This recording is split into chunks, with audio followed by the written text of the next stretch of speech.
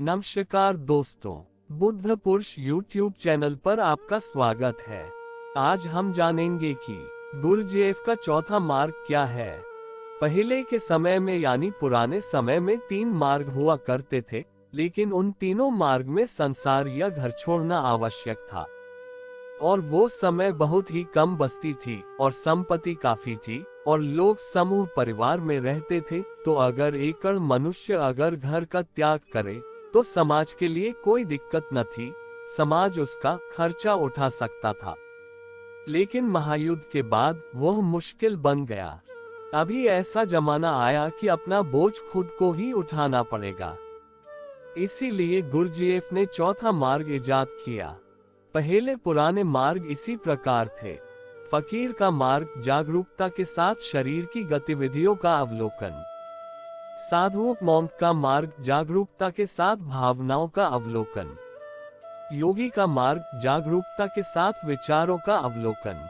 लेकिन अभी समय बदल गया है, बस्ती बहुत बढ़ गई है और लड़ाई की वजह से कम पैसे में जीना दुष्पुर हो गया है और नया समाज और अधिक विद्वान हो गया है। विश्व ने पहले और दूसरे विश्व युद्ध को व्यतीत किया।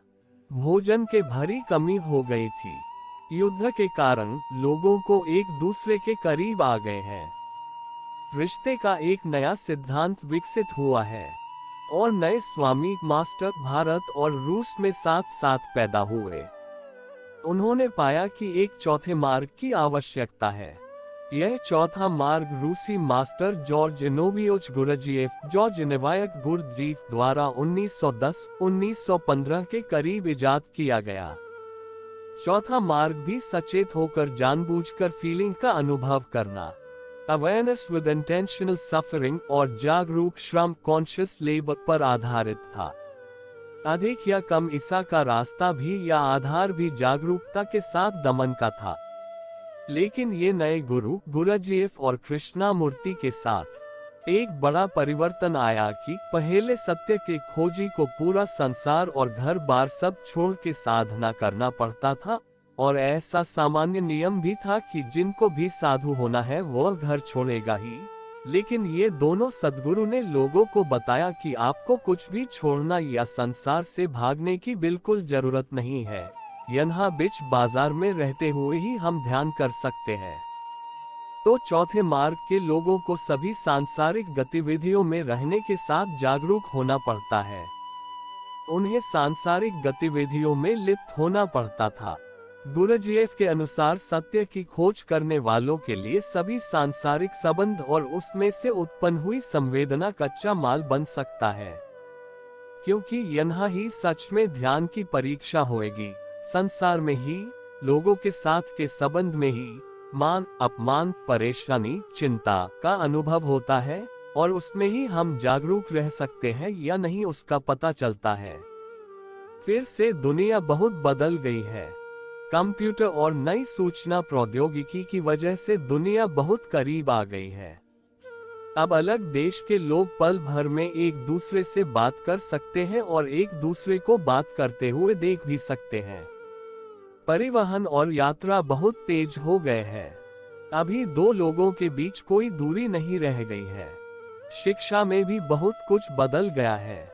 इस सब के साथ एक नया आदमी या एक आधुनिक मनुष्य ने इस ग्रह पर एक जन्म लिया है। आधुनिक आदमी ईमानदार है, वह पाखंडी नहीं है। वह अधिक प्रामाणिक, अधिक वैज्ञानिक है। वह अधिक तार्किक, अधिक तर्कसंगत है। वह तथ्यों को देखने और चकासने के बाद में ही किसी बात में विश्वास करता है। इस नए मनुष्य के लिए अब चौथा मार्ग पुराना हो गया है। जैसे दुनिया में सभी चीज पुरानी होती है, अभी धर्म और विज्ञान बहुत ही नजीक आ गया है और एक दिन आना ही था, ये शुभ संकेत है। अभी जैसे विज्ञान में हम सभी वैज्ञानिकों के सभी सिद्धांतों का एक साथ अध्ययन करते हैं और तभी किसी निष्कर्ष पर आते हैं, लेकिन धर्म के संबंध में पहले ऐसा नहीं था। गुरजीएफ के शिष्य कृष्णमूर्ति की किताब नहीं पढ़ते थे। कृष्णमूर्ति के शिष्य गुरजीएफ की मीटिंग में नहीं जाते थे, लेकिन अभी काफी गुरजीएफ के शिष्य कृष्णमूर्ति की किताब पढ़ते हैं। अभी तो गुरुजीएफ के कई मैगजीन में ओशो और कृष्णमूर्ति का पूरा जिक्र आता है। वैसे ही ओशो और कृष्णमूर्ति के शिष्य गुरुजीएफ की मूवमेंट्स सीखते हैं। तो अभी धर्म के संबंध में आधुनिक मनुष्य सभी बुद्ध पुरुषों के सभी सिद्धांत का अध्ययन करेगा और अपने लिए एक उपयुक्त रास्ता निकाल लेगा। जैसा कि सूचना प्रौद्योगिकी की वजह से सभी बुद्ध पुरुषों के ध्यान की सभी विधियां और तरीके उससे उपलब्ध हैं। वह चुनाव कर सकता है, उसके पास विकल्प है। अब आधुनिक मनुष्य केवल महावीर का ही अध्ययन नहीं करेगा, लेकिन वह लात्सु, रिंजई, बुद्ध और मोहम्मद सबका का भी अध्ययन करेगा। लेकिन ध्यान रहे, सभी मास्टर और ध्यान के उनके तरीके और विधियां स्वयं में 100% उत्तम और पूर्ण है। कोई एक गुरु या एक मास्टर की भी विधि से भी पहुंचा जाता है, लेकिन नया मनुष्य सभी गुरुओं की जानकारी इकट्ठी करेगा और उनका अभ्यास भी करेगा। उसका दो कारण है, एक तो वह तार्किक है या कहे उसको खुजली है, और दूसरा फिर सब जानकारी उपलब्ध है। हकीकत में हमें सभी गुरुओं को अनुसरण करने की आवश्यकता नहीं है, एक सद्गुरु काफी है। और हमें एक दूसरे के ध्यान की विधियों की तुलना भी करनी जरूरी नहीं है, लेकिन नए मनुष्य के लिए वह शक्य नहीं है। हाँ, सब गुरु की ध्यान विधियां सीखना जरूरी है, लेकिन हमें अलग अलग गुरुओं की ध्यान की विधियों को मिश्रित नहीं करना चाहिए, अन्यथा हम भटक जाएंगे। हमें सिर्फ गुरु के केंद्र को देखना है, उनकी परिधि को नहीं। कृष्णमूर्ति के समय तक किसी ने भी दूसरे समकालीन मास्टर का नाम भी नहीं लिया था। दूसरे विश्व युद्ध के समय गुरुजीएफ यूरोप में और जे कृष्णमूर्ति अमेरिका में थे, लेकिन कोई ने भी इसके बारे में ध्यान नहीं दिया। यह संभव नहीं है कि गुरुजीएफ और कृष्णमूर्ति को एक दूसरे के बारे में पता न हो, लेकिन सूचित करने की कोई आवश्यकता नहीं थी। यहाँ तक कि गुरुजीएफ ने भी अपने छात्रों को बताने की हिम्मत नहीं कर सके कि कृष्णमूर्ति भी सही है या वह भी एक बुद्ध पुरुष है। हाँ, दोनों के ध्यान के उनके तरीके केवल अलग ही नहीं थे, बल्कि वे एक दूसरे के बिल्कुल विपरीत थे और विरोधाभासी थे। मान लीजिए हम इस तरह से देखते हैं कि गुरुजीएफ इलेक्ट्रॉन या एक्टिव है और कृष्णमूर्ति प्रोटॉन या पैसिव है। गुरुजीएफ का मानना था कि बिना प्रयास के कुछ भी संभव नहीं है। यही नहीं, उनके अनुसार ध्यान के लिए एक शिक्षक और स्कूल भी आवश्यक है।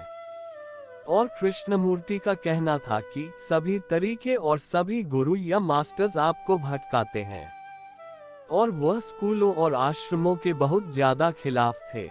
उसके अनुसार एक सत्य एक दुर्गम रास्ता है और यह प्रत्येक व्यक्ति के लिए अलग है, तो एक स्कूल इसमें सबको कैसे मदद कर सकता है। इसलिए कोई दो महान गुरु कभी मिलते हुए दिखता नहीं है, और मिलके भी क्या करेंगे, दोनों शून्य है, दोनों विचार मुक्त है, मिलेंगे तो भी क्या बात करेंगे, मौन रह जाएंगे। एक कई समय ओशो और कृष्णमूर्ति दोनों मुंबई में थे, लेकिन वे एक दूसरे से नहीं मिले, और हाँ, इसकी कोई जरूरत भी नहीं है। दो बुद्ध पुरुषों के मिलने का ऐसा कोई प्रचलन भी नहीं है। और पहले तो एक दूसरे का नाम लेने या उनका जिक्र करने का भी प्रचलन नहीं था। शायद ही कभी गुरुजीएफ ने प्रभु यीशु और भगवान बुद्ध का नाम लिया होगा। ओशो से पहले किसी अन्य बुद्ध पुरुष ने किसी दूसरे बुद्ध पुरुष के कथनों की समीक्षा नहीं थी, लेकिन ओशो ने उस कानून या व्यवस्था या उस प्रवृत्ति को समाप्त कर दिया। पहली बार ओशो ने सभी वर्तमान के और पहले के बुद्ध पुरुषों का नाम लिया और उनका जिक्र किया। उन्होंने उनकी आलोचना की और उनके कथनों या उनके शास्त्रों पर टिप्पणी भी दी। इस टिप्पणी से बहुत लोगों और विश्व को फायदा हुआ। सब शास्त्र नए कर दिए उन्होंने, जैसे सब शास्त्र नहा गए, जैसे सबके ऊपर से उन्होंने धूल झाड़ दी। हम ओशो के बहुत ही कृतज्ञ हैं, जैसा कि उन्हीं के कारण ही हम अन्य कई बुद्ध पुरुषों को पहचान पाए हैं। हम लोग लोएजू, बोधिधर्म, जनक, महाकश्यप और विश्व में कई और बुद्ध पुरुषों के बारे में नहीं जानते थे। लेकिन कई तथाकथित विद्वान, जिनको ध्यान क्या है पता ही नहीं था, वे इसके लिए ओशो पर बहुत नाराज हो गए। लेकिन हमें लगता है कि विश्व ओशो की वजह से और भी अधिक धनी हो गया। ओशो की वजह से बहुत सी भ्रांतियां मिट गई है। ओशो कहते हैं कि अब यह नए मनुष्य का युग है और लोग एक दूसरे के बहुत करीब आ गए हैं और कंप्यूटर और इंटरनेट के कारण बहुत ढेर सारी जानकारियां उपलब्ध हैं। इसलिए आधुनिक मनुष्य या एक नया आदमी तब तक ज्ञानी नहीं बन सकता जब तक कि वह सभी बुद्ध पुरुषों और उनके तरीकों और सिद्धांतों को नहीं समझ लेता। ओशो कहता है कि जब तक हम सभी बुद्ध पुरुषों के बारे में पूरा जान ही न ले, वहां तक उनसे और उनके ज्ञान से मुक्त नहीं हो सकते हैं। और मुझे लगता है कि ओशो के कारण ही हम कई पूर्वी और पश्चिमी मनीषियों जैसे लोएजू, जनक, गुरुजीएफ, पाइथागोरस, गोरखनाथ और भी कई को जान भी सके और उनसे मुक्त भी हो सके। ओशो को बहुत बहुत धन्यवाद। समझो, जैसे हम विज्ञान में न्यूटन का अध्ययन करते हैं तो हम ऐसा कभी भी नहीं कहते हैं कि अब हम केल्विन या अल्वा एडिसन या आइंस्टीन का अध्ययन नहीं करेंगे या उनको समझने से इनकार करेंगे। नहीं, ऐसा हम कभी भी नहीं करते हैं। और आमतौर पर हम प्रायः सभी वैज्ञानिकों के सभी सिद्धांत का अध्ययन करते हैं, तब जाके हम अनुमान लेते हैं। लेकिन धर्म गुरुओं के मामले में हम सभी गुरुओं के अध्ययन करने से हमेशा डर जाते हैं। यदि कोई गुरुजीएफ का छात्र है और चौथे मार्ग में विश्वास करता है, तब वह ओशो या कृष्णमूर्ति के ध्यान की विधियों का अध्ययन कभी नहीं करेगा। मैंने चौथे मार्ग के कई शिक्षकों और छात्रों को देखा है कि वे ओशो को सुनने से भी डर जाते हैं। चिंता की क्या बात है और कोई क्यों डरे? गुरुजीएफ खुद सीखते हैं कि डर से मुक्त हो जाओ। उसका कुल इतना ही अर्थ होता है कि वो होश में नहीं है और उनका लगाव और समझ वैज्ञानिक नहीं है। इसी तरह वास्तव में हमें ओशो, गुरुजीएफ, जे कृष्णमूर्ति और दुनिया के अन्य सभी संभव बुद्ध पुरुषों से सीखना चाहिए।